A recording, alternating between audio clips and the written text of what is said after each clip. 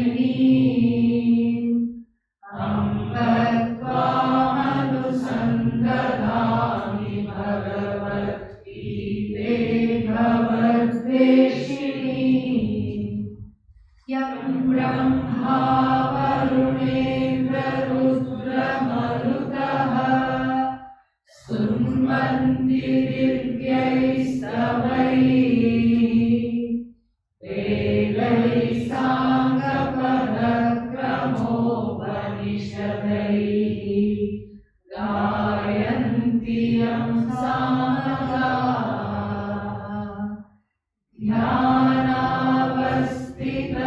ध्यानावस्थिततद्गतेन मनसा पश्यन्ति यं योगिनः यस्यान्तं न विदुःसुरासुरगणाः देवाय तस्मै नमः देवाय तस्मै नमः 16th verse onwards. नासतो विद्यते भावः नासतो विद्यते भावः नाभावो विद्यते सतः नाभावो विद्यते सतः उभयोरपि दृष्टोऽन्तः उभयोरपि दृष्टोऽन्तः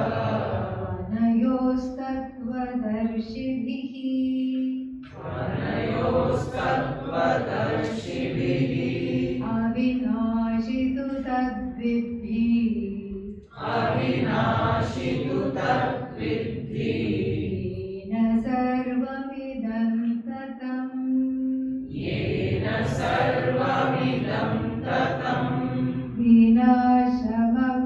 विनाशमव्ययस्यास्य विनाशमव्ययस्यास्य न कश्चित् कर्तुमर्हति न कश्चित् कर्तुमर्हति अन्तवन्त इमे देहाः अन्तवन्त इमे देहाः नित्यस्योक्ता शरीरिणः नित्यस्योक्ता शरीरिणः अनाशिनो प्रमेयस्य अनाशिनो प्रमेयस्य तस्माद्युध्यस्व भारत तस्माद्युध्यस्व भारत य एनं वेत्ति हन्तारम् य एनं वेत्ति हन्तारम् यश्चैनं मन्यते हतम् यश्चैनं मन्यते हतम् उभौ तौ न विजानीतः उभौ तौ न विजानीतः नायं हन्ति न हन्यते नायं हन्ति न हन्यते न जायते म्रियते वा कदाचित् न जायते म्रियते वा कदाचित् नायं भूत्वा भविता वा न भूयः नायं भूत्वा भविता वा न भूयः अजो नित्यः शाश्वतोऽयं पुराणः अजो नित्यः शाश्वतोऽयं पुराणः न हन्यते हन्यमाने शरीरे न हन्यते हन्यमाने शरीरे वेदाविनाशिनं नित्यं वेदाविनाशिनं नित्यं येनमजमव्ययम् येनमजमव्ययम् कथं स पुरुषः Partha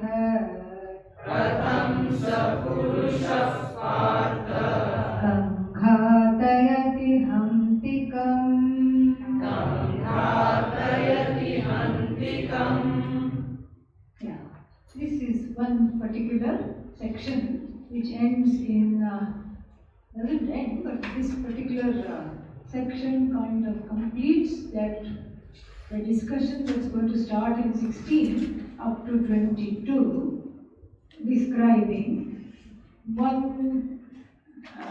describing the nature of the Atma from one particular standpoint that we will see in detail. So 16th verse, as I said, is a little bit of a mind twister. You've heard of tongue twister, right? Tongue twister means what? Tongue twister, you know? Yeah. Betty bought a bit of butter, but the bit of butter was bitter. So Betty bought another bit of butter to make the bitter butter better. This you have to say 10 times fast. That is called tongue twister. And nobody will be able to say it. Like this we have many things. She sells seashells on the seashore. You have to say that 10 times quickly. The sakara, shakara will become khichdi that you have every night. Okay? And so this is called tongue twister. Imagine the same thing in the mind now, that kind of this thing and that kind of an effect. And so this is what the verse number 16 is. Asataha bhavaha na vidyate. That which is called asat. Asat here means mithya. Okay? Asataha bhavaha na vidyate. Mithya does not have an existence. This includes mithya feelings, mithya body, mithya mind. Does not have an existence means what? Does not have an independent existence. We have to add independent there, we have to supply. Because Bhagavad Gita thinks you already know. So that's why it doesn't supply. Asataha for mithya, sixth case of the mithya, for the mithya, bhavaha means independent existence. Na vidyate is not there. Sataha for that which exists independently, sat means is. And what kind of an is are we talking about? It is an is that never becomes is not. Have you heard of an is that never becomes is not? That is what this is. Okay? And very intriguing. So the satah, for this is that never becomes is not, abhavaha na vidyate. It never goes into non-existence. It is never non-existent. Means what? Always existent. Never non-existent means always existent. Then, to make matters more intriguing, first you start to wonder who wants to know this. Why should I bother with this? The is that never becomes is not. Why should I bother with that? What will I get out of this? Other than a headache, what am I going to get out of this? If supposing somebody had that question, that is dispelled by the last line, Tattva bihi, by the people who know Tattva. That Tat means that means Brahman, and so Brahmavidaha. So by the Brahmavids, by the people who know Brahman means what? People who are having self-knowledge. People who know Brahman not as an object like a fruit hanging, low-hanging fruit, like our jackfruit in the tree, in the ashram. Not like that. Not in that manner. But who know Brahman as oneself, as Atma. They are called Tattvadarshinaha. Taihi, by them, this difference between Satyam and Mithya is well known. The second line is very easy. Ubhayoho anayoho api drishtah antah tattvadarshibhihi. Antah means the essence. The essence of what? Sat and Asat. Ubhayoho anayoho. Anayoho ubhayoho. Of these two, the differences are known very well by what? The Brahmavids, people of self-knowledge. Then you sit up in your seat. Okay, that's why I need to know. Otherwise, who is interested in the is that never becomes is not? Nobody is interested in that. But if the people of self-knowledge know this, I also want to know this. So what is this is? Sat. Sat means what? Existence. The word existence, according to Vedanta Shastra, can be attributed to one thing and one thing alone. Any guesses? Atma. A for Atma, B for Brahman. That's all. C for Chit. Only the, which is all one and the same. It can be attributed only to the I.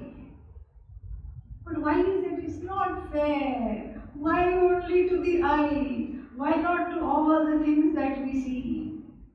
Because we already saw the definition of Sat. Sat has a twofold definition.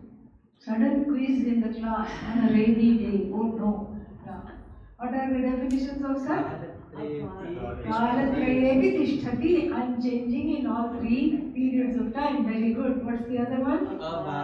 Abaditam Sat. Non-negatable.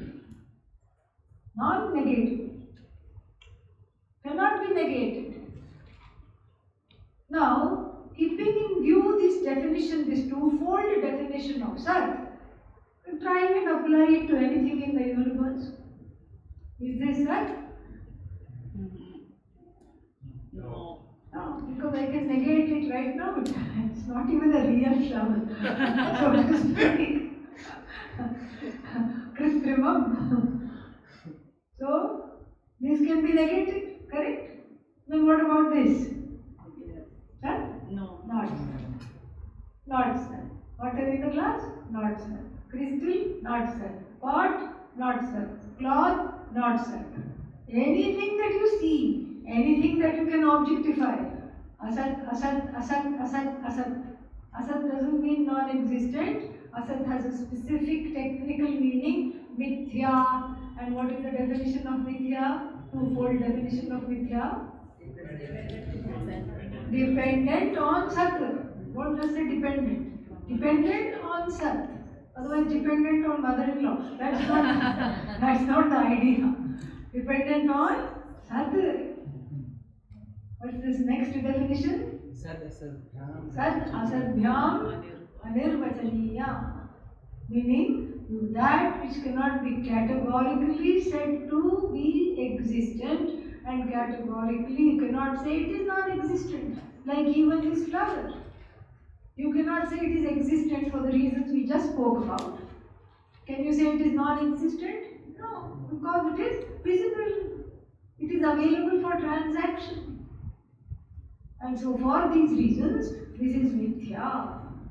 First is that which is dependent on Sat, meaning we have to put it also, we have to see this, when it's dependent on Sat, we have to also internalize the meaning Adhishthana Ananyat, non-separate from Sat. Yatra yatra Sat, tatra tatra,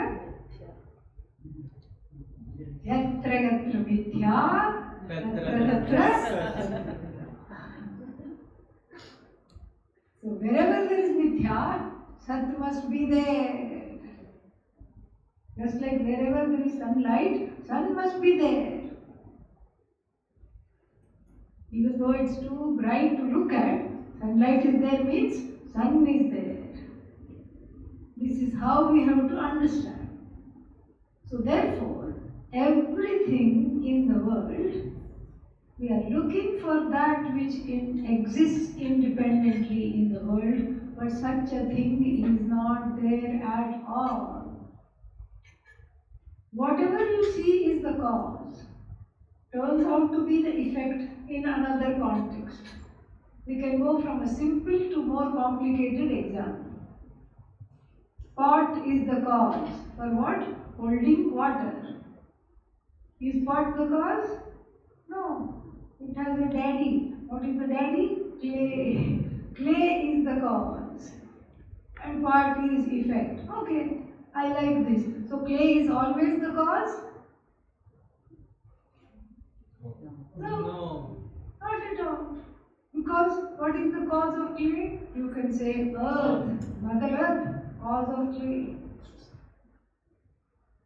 And then it keeps on going.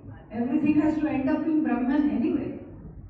What is the cause of earth? Then you can say molecules, particles, etc. If you are a scientist, or if you have studied Tattva Bodha and want to show off, you can say 5-element model, and then it goes to earth has come from water, and you can impress a few friends. Okay, earth has come from water, water has come from fire, fire has come from air, air has come from space, space has come from my head. Space has come from what? Brahman.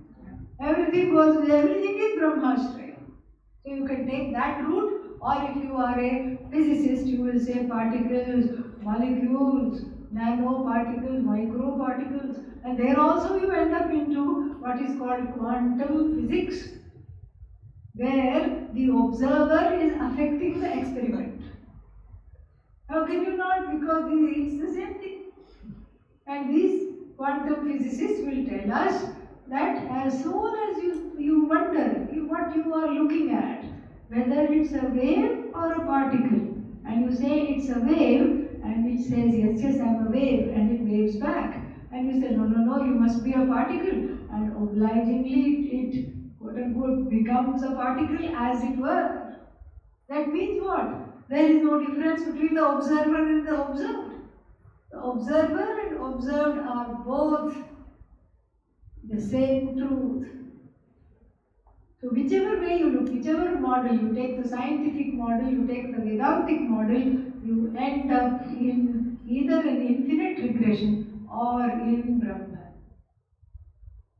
So therefore, nothing in the soul, this is how we have to study this verse.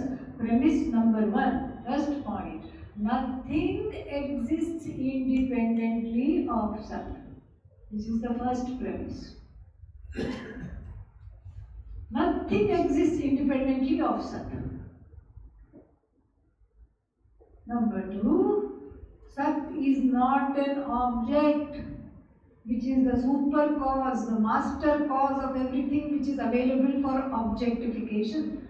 Sat is not the object. Oh, if it is not the object, what should it be? Subject. Well, if you want to be real, if you want to be a grown-up Vedantin, you will say Sat is the truth of the seer and the seen. Sat is the content of the seer and the truth of that which is seen. It is the truth of the subject. So that is the next point. Further still, when we say everything depends on Sat, and Sat being myself, you can clearly say everything depends for its existence upon the observer, that is myself alone. Everything depends, because a pot does not have the capacity to declare its existence. It doesn't say, put me down. Where is my hourly wage? You are using me too much these days. And the microphone does not say, I have studied a lot of Vedanta because I have been the mouthpiece of many acharyas.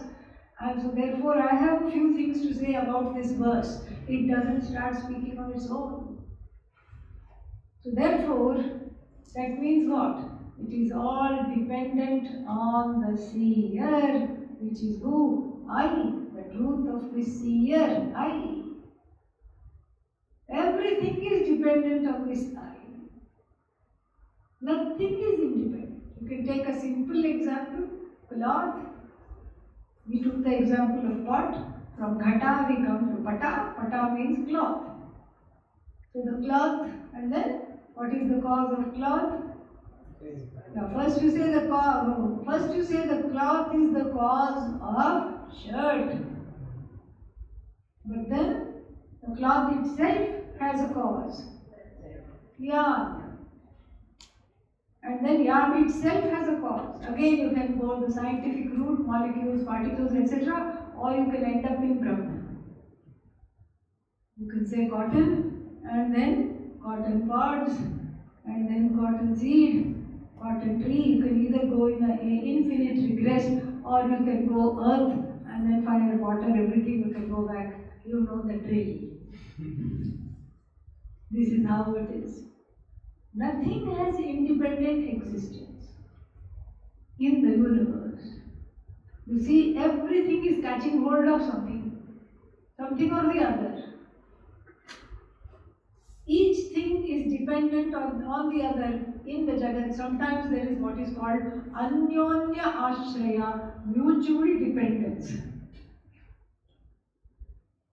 However, the truth of the I, which is described here as existence itself, is free of any dependence. Free of dependence. What are you talking about? I have lot of dependencies. That is the personality. Here we are talking of the truth of the I. So that tattva here is described in the sense of existence. Earlier today we saw it from the standpoint of Chit. That is because the Mahavakya was being resolved, and there Chit is of great help to see that. Here we are looking at everything in terms of existence only to address. Krishna is looking at this only to address Arjuna's fear of decimation of the two armies. He thinks they are gone, nothing is there. That is being refuted by this verse. That is why this verse is very, very important, because in addition to assuring Arjuna that nothing is coming to an end, these people you think are going to die, they are not going to die. Bodies may die, that is going to be told in verse number 17. The Sat never dies. Sat is not subject to destruction. That is why we are looking at the truth from the standpoint of existence rather than consciousness. But then there is no existence other than consciousness. So that which we call Sat happens to be sentient. It is resting in a conscious being, happens to be Chit. Sat, Chit, Chit, Sat. There is no Sat without Chit. There is no Chit without Sat. In other words, there is no existence without it being aware of itself and aware of full existence. There is no independent existence that is unaware of itself. So that consciousness is existent, and existence is this consciousness. And this Sat, abhavaha na vidyate, never comes to an end, never had a beginning, never have to worry about this Sat. It is constant, unchanging, ever the same, never different. This is what Sat is, and this Sat has to be owned up as I. But still I am not clear why I am studying this.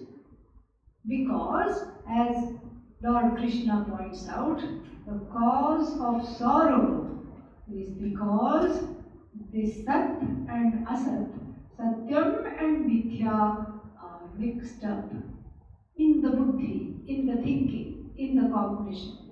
That is when difficulties, sorrow, pain, fear, anxiety come. Sat cannot cause anxiety. We have seen that. Asat is mithya. How can it cause anxiety? It is it is not even existent by itself. But how can it cause anxiety to Sat? We already saw that there are two different orders of reality.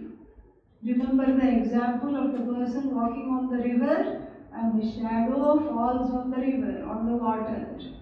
Then what? The person catches a cold, correct? No, not possible. Not possible at all. So, therefore what? Therefore, the cause of anxiety is not in Asat. We saw that. Is not in Sat either. So, where is this fear and sorrow coming from? Where is Arjuna's sorrow and fear coming from? It is coming from making a khichdi, a mishmash of Sat and Asat. Little bit of Sat, little bit of Asat, and then there you have it. It is a recipe for sorrow. This is why we have to separate. Cognitively we separate. We cannot separate any other way. Why? Because that which we call Asat is also Sat ultimately. Adhisthana ananyat. So the separation is cognitive. And so here Adi Shankara introduces two kinds of cognition to understand this verse in a complete and an unambiguous, clear manner. Two types of cognitions are introduced, and I am only going to use his terminology, Adi Shankara's terminology. One, he says, is called Sat Buddhi. Sat Buddhi. Buddhi here is not intellect. Buddhi means cognition, pratiti. So Sat Pratiti, Sat Buddhi, a Buddhi, that is Sat Buddhi, I'll explain what it is. And the other one is what? Asat Buddhi. So in every cognition, there are two components. One is object Buddhi, Asat, Mithya, and the other one is what? Sat Buddhi. Let us illustrate with the help of a slightly different thought. So, when I look at this pot, I can say pot is, okay, and is whatever. I can say the pot is light brown color compared to this pot which is medium brown color. So forget the brown color, we just use one sentence, pot is. So when I say pot, there is a pot that happens inside the head. Pot in the form of thought happens in the head. Suppose you don't know which pot I am going to demonstrate. Some people will think of big pot, some people will think of small pot, and then when the pot is shown, then the correct pot adjusts in the head. This is what is meant by object cognition, pot cognition. Is pot mithya or sat? Mithya. So this is what is called asat buddhi, because it keeps changing. Pot cognition, then what else? Pot is replaced by flower. Flower cognition, and then I look at the book cognition, then I think of an elephant cognition, then I think of a tree cognition. Now, we have to see how each object, when it is cognized, goes away in the mind. That's why after I see the flower, then I see the pot. The flower is not underneath the pot. It's not stuck like this.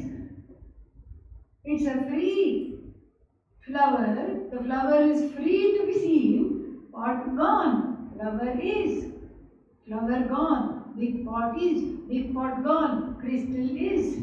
Crystal gone. Pan is. Pan gone. Light is. Light gone. Elephant is. Elephant gone. Tree is. Otherwise, imagine if all of them were Sat. if all the list of things that I have mentioned are Sat, that means they will never go away. So first you see flower, and then you see pot, you see the pot on top of the flower, and then after that you see crystal on top of the pot, crushing the poor pot, and then after that on top of the crystal you see the ceiling fan, and then on top of the ceiling fan you see the elephant, like this, and then you won't be able to shake it off at all. But that's not what happens. So the cognition of mithya is called asat buddhi, asat cognition, object cognition. So the object cognition keeps varying, it's variable in every single instance, it keeps varying. But then how does object cognition take place? Because there is sat buddhi, sat cognition is there. But what do we mean by sat cognition? Simply is buddhi. So now come back to the sentence, if this much is understood, come back to the sentence, pot is. When I say pot, it is asat buddhi. When I say is, it is sat buddhi. Simple. So therefore, pot is, when I say a simple cognition, pot is, book is. Book is meaning book, variable, comes and goes, replaceable by another book, another object, but is never changes. Nam vyabhicharati, does not change, does not contradict itself, does not come, does not go. Is buddhi is constant. Yes. Object buddhi keeps dropping, changing. Now I dropped the pot. Oh. What happened? Pot gone. Okay? Destroyed. Is the sat buddhi also destroyed? No. You are just saying no because you want to look good. Yeah. You know that is the right answer. Because the question is a loaded question which is already set up. It's replaced. Why is it? What is gone? His buddhi should also be gone because his buddhi is connected to the pot right now, correct?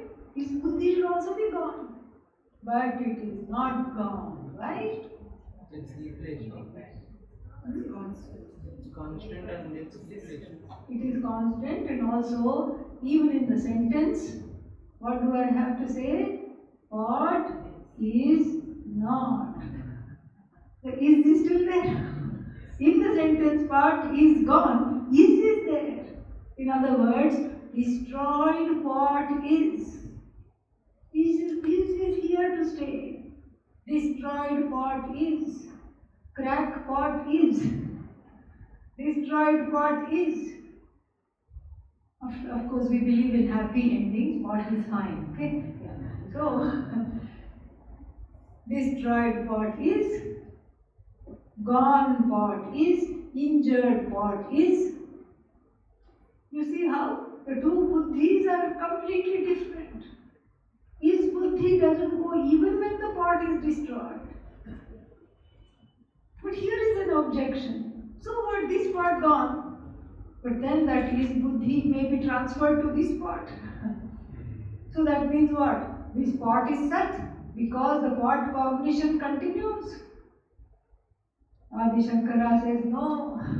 It looks very logical. It's one of those things that looks dangerously close to logic without being logical.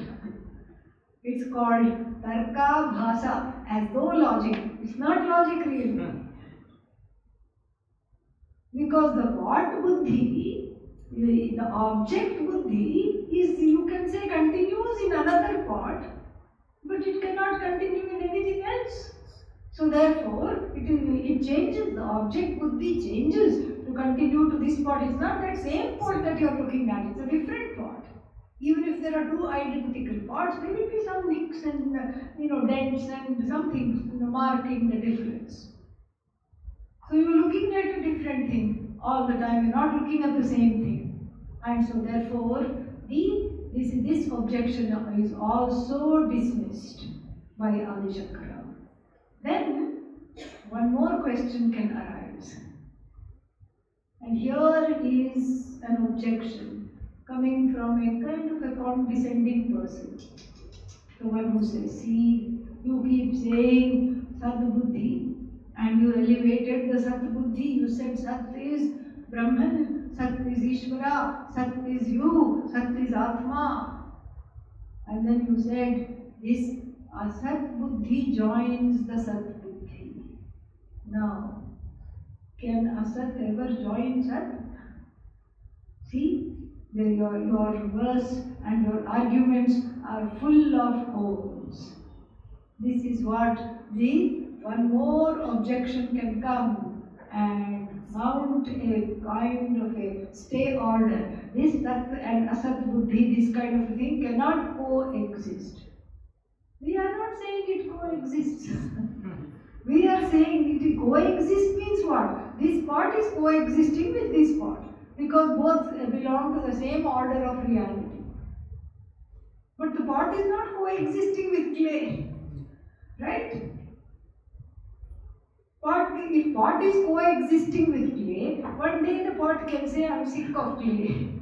All the time clay, I am sick of being with clay, I want to walk out. Can you do that? No.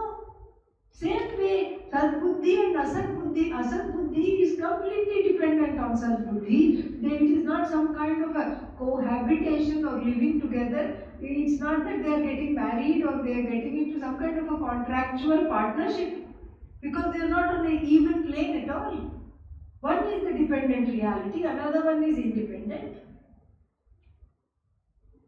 So therefore what? Why is this suddenly coming in the middle of this chapter? To show something very important. Let's look at the verse that went before. What is the verse that just went before? Tan titikshasva bharata samadukha sukham dhiram saha amritatvaya kalpate. That person is ready for knowledge who is not in this mix-up. The mix-up of Sat and Asat causes sorrow. When I take Asat to be Sat, I am the saddest person in the planet. This is the thing. And Arjuna right now is the saddest person on the planet, or so he thinks. He thinks he is very sad. He thinks he is the saddest one. And so, Yam here means in the previous verse, what is that? Shitoshna Sukha Dukha. The various opposites, hot, cold, and then happy, sad, all these things. The one who is not affected, that one is the one who is ready for knowledge. And also, you cannot be always going whichever the way the wind blows. If it blows this way, I go this way, I go that way. You are not some kind of a creeper in the wind. You have to be strong, because the world is full of changes. This is what we were told. Be an observer of the changes. How? Inhabit Sadbuddhi all the time like the Jnanis. Inhabit the Sadbuddhi. Is Buddhi, is Buddhi, is Buddhi. There is no is not. Even if you say such and such a person is dead person is never goes away. And that's why this teaching is being given here. And so, internalizing this, in fact, if this verse is studied properly, we need not even go further. I'm just giving a synopsis because we will revisit this many times. And we have 72 verses to complete and the whole Bhagavad Gita to complete. Okay? And so, the next one, we'll go to the next one. We leave this here after finding out what this means and why this is being taught. He says, Avinashi tu tat vidhi. Know this tat. Know this Brahman, know Brahman to be what? Avinashin. That which is not subject to destruction. That is what is Avinashi. Vinashin, subject to destruction. What is Vinashin? Everything in the universe that you can see, that you can touch, you can objectify with your sense organs, subject to destruction. What is one thing not subject to destruction? You. Avinashi tu tad vidhi. Know that Brahman, Ishvara, to be Avinashi. Yena sarvam idam tatam. This is actually a familiar refrain which will come in other areas of the Bhagavad Gita also, by which everything is pervaded. What is that? Sat. That Sat, that Ishvara, that Brahman, that Atma. Know it to be not subject to destruction. Just a corollary of what we studied earlier. Just like the Sat Buddhi cannot be destroyed, and this Sat is Brahman, Brahman is not subject to destruction. Then, Vinasham avyayasya asya. Avyaya means that which does not decline, that which is not subject to change. Asya avyayasya, for this non-destructible thing, Vastu, which is Brahman, Vinasham na kaschit kartum arhati. No one is capable of destroying that which is not subject to destruction. And Adi Shankara in the Bhashya says, even Ishvara cannot destroy. Oh, that I thought Ishvara was almighty. Even Ishvara cannot destroy. Ishvara cannot destroy Atma because Ishvara is Atma. Cannot be the agent of destruction as well as the object of destruction. There is a contradiction there. But why not say, like supposing a person, madman, cutting off his own hand in anger. Why can't Ishvara destroy one part of the Atma? Atma does not have hands, no legs, no parts. Cannot destroy. Avinashi tu tad vidhi. Know this to be indestructible. This Tat by which the entire world is pervaded. What happened to the Sat? Swallowed. Swallowed up. Because it is not separate from Sat. Only Sat is worth counting. Sat only is counted. Asat is dependent upon Sat. So the Asat is not really reckoned here. Vinasham avyayasya na kaschit kartum arhati. Arhati deserves, but here we should say is not possible. Shaknoti, we have to take it. Is not possible to destroy.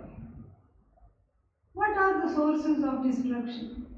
We can say there are three in number. Something can be destroyed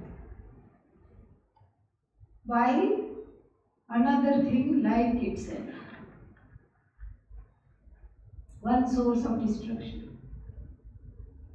Then something can be destroyed by something opposite of itself, unlike itself. And finally, something can self-destruct, like a banana kept on the table. First day, banana. Second day, banana. Third day, banana. Fourth day, banana. Okay? Can't even look at it.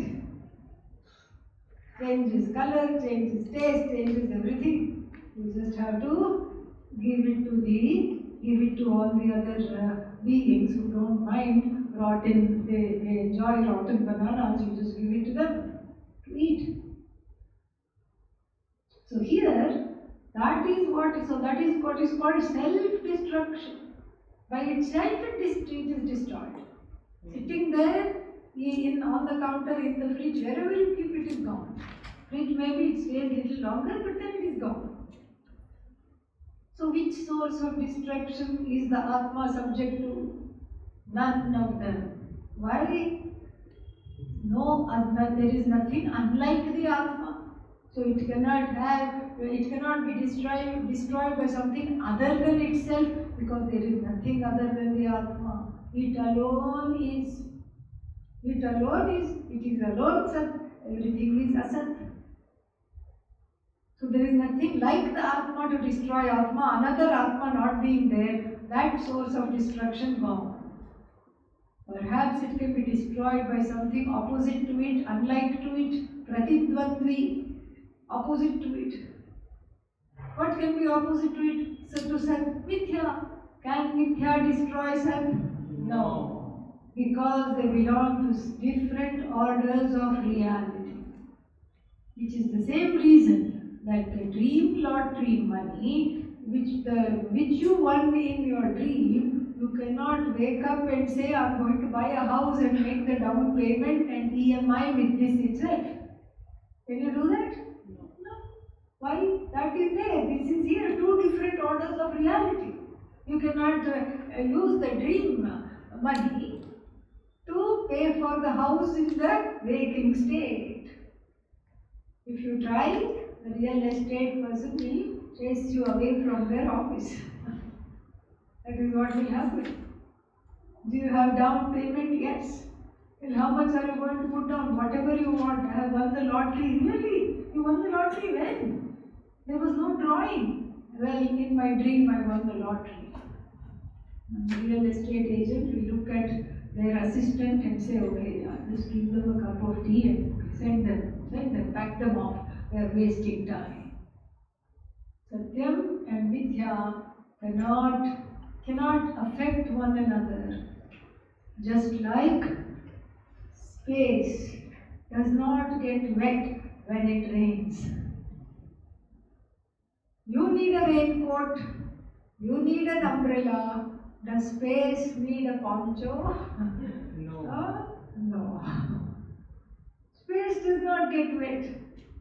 So even within the same order of reality, we can have examples of how one thing cannot affect the other. And so here too, this is very easy to assimilate. Sat is not affected by nothing at all. It is not affected by anything unlike itself or opposite itself. Sat cannot be affected by another Sat because another Sat is not there. Sat cannot be affected by Asat. Why? Because it belongs to a different order of reality, like dream and waking. And then what else? Sat can just die. No.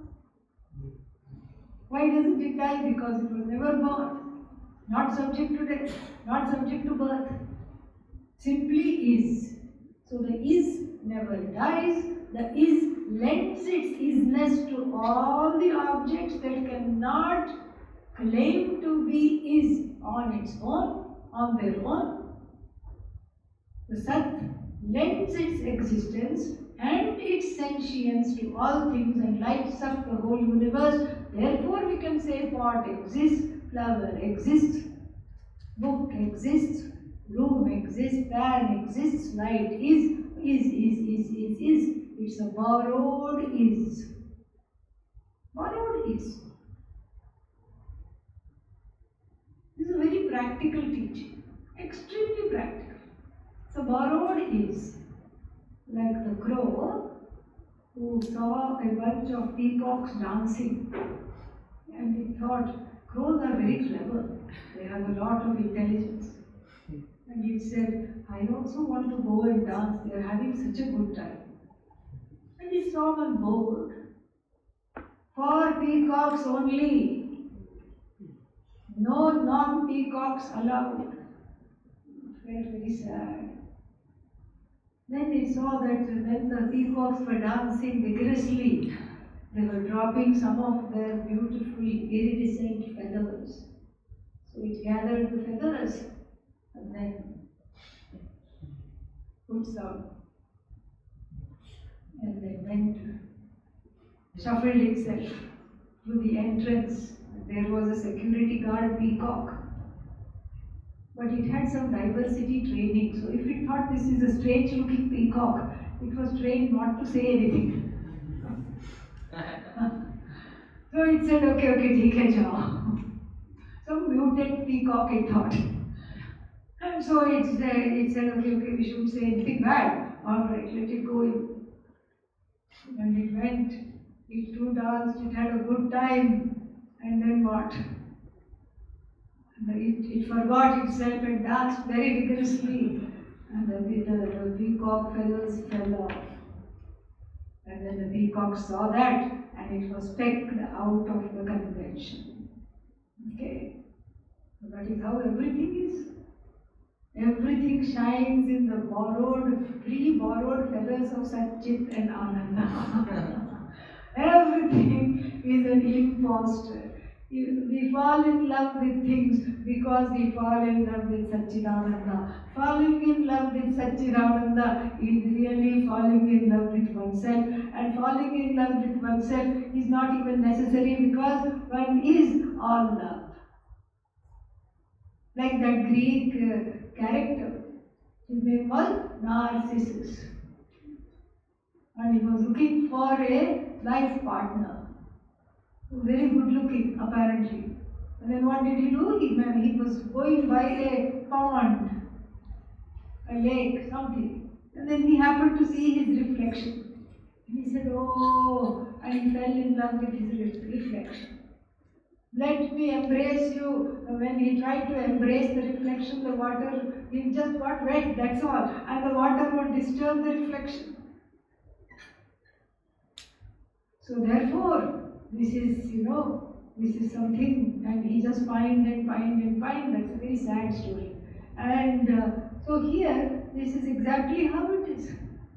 Whenever if something is an object of love, like for Arjuna, Bhishma, Drona, even Duryodhana, strangely speaking, were objects of love. He went so far as to say, without them I have lost all the desire to live. I don't even want to live without them. So they were objects of love. Why? They were shining in the borrowed feathers of Satchidananda. One is not in love with the object, one is in love with the subject. This is something to very much to understand. And Arjuna is being disabused of his belief, of his notion that these are the people I am crying for. Because he is told in no uncertain terms and with total objectivity that all that is there is the subject. The subject that is never subject to destruction. The content, the truth of the subject is never subject to destruction. Even Ishvara cannot destroy because Ishvara happens to be Sat. Ishvara happens to be Atma. Then the next one. Ime dehaha antavantaha. Nice rhyming thing. Antavantaha. Antavan, antavantau, antavantaha. Antavantaha means these bodies, ime dehaha, plural. These bodies are subject to an end. Any body is subject to death. There is no body that is not subject to death. Everybody knows this. And there is that famous story of the Buddha, a woman who approaches the Buddha, whose small child has died. She is distraught with grief. And she says, you are the only truth here. We have said that many miracles happen, we have heard, and please bring him to life. I have nothing else to live for. And seeing her so distraught, she was not ready for this teaching. Antavantaha ime dehaha. He would have probably said this to her, but he could not. She was not in any shape. So he said, I need a little small ingredient. What is the ingredient? Some mustard seeds. Oh, that's all you need. I'll go and get the mustard seed just now. From a house that has not seen death. She still didn't understand. She went from house to house. Can I have some mustard seeds? Yes, of course, please come in. Oh, he went from a house that has not seen death. No, brother died last week. Somebody died now. Mother, father departed. Child left. So many, after 4 or or 5 houses, you visiting completely purposelessly. Futile was her task. Then she came back, sad still, but a very wise woman. And then she said, give me enough time to do the rituals for this body, and then please initiate me into this. That is what she said. So this is how it is. Bodies are many. Sat is one, antavantah ime dehaha. Nityasya. These bodies belong to what? One entity called Sharirin, the indweller of the body, Sharirin. Many, many bodies, one Shariri, Sharirin. One indweller, many bodies. We saw this yesterday also. Many bodies, one indweller. And that indweller is Sharirin, Sharirinaha. For this indweller, who is what? Nitya, never subject to an end. It is said by the Veda, Uktaha. It is said by the Veda and by the other Shastras that it is not subject to an end. Sharirinaha, Nityasya and Avinashinaha, Aprameyasya, they are all adjectival to Sharirinaha. They are in the same case, gender and number, sixth case, all of them.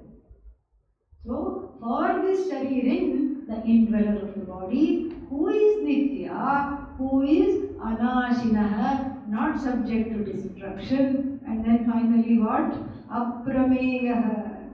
Aprameyaha means what? That which cannot be objectified. Prameya, known. Pramata, knower. This is how we know the whole world. I know this, I know that. And what about the knower? What is the truth and the content of the knower? The knower cannot be known as an object. The knower is already understood as existent because that existence is self-existence.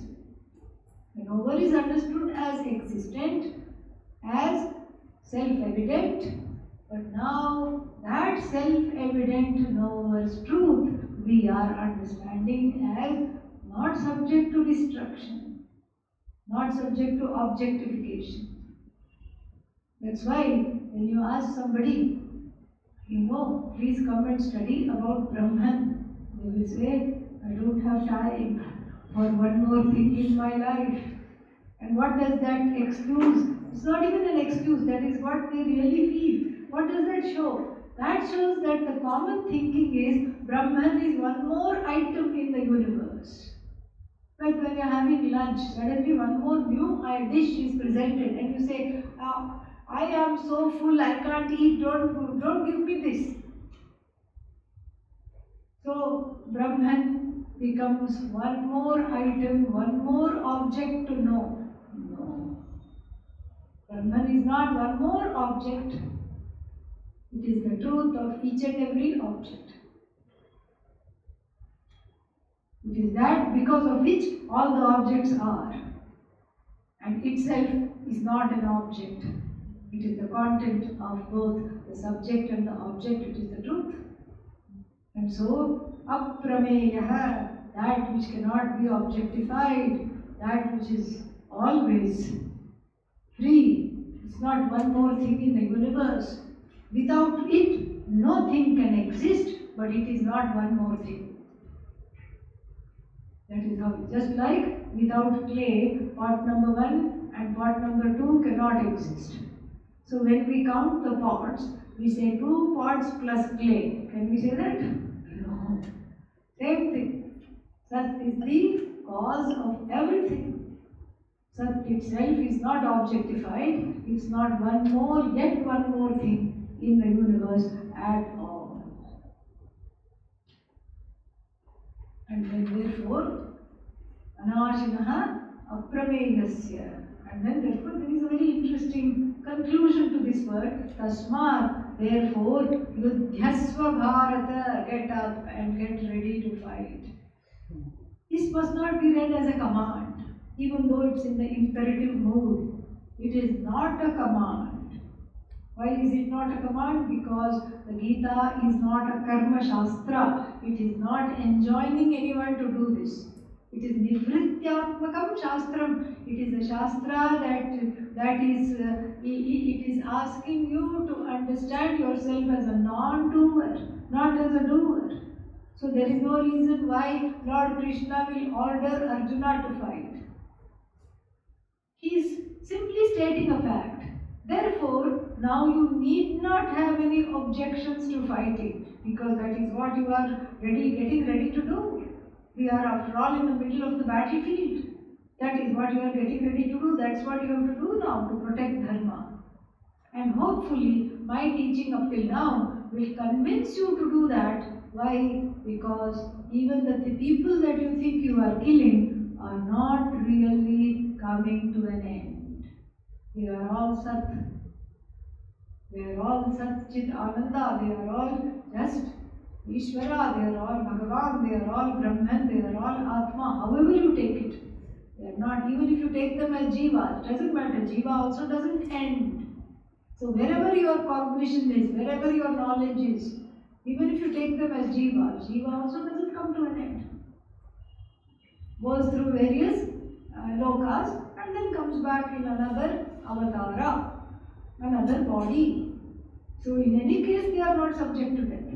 If you think of them as people, as Jivas, doesn't matter. They will come back in another body, not subject to death. If you think of it as Atma, if you think of each of them as that one Atma in many bodies, that is never subject to destruction. So what are we waiting for? Get up, do your thing. Do the thing for which you have come here, Arjuna. But Arjuna does not listen because he wants to hear more and more and more. We will see that tomorrow. Om Purnamadav Purnamidam Purnat Purnamudachyate Purnasya Purnamadaya Purnamevavashishyate. Om Shanti Shanti Shanti. Hari Om Shri Gurubhyo Namaha. Hari Om. Today we have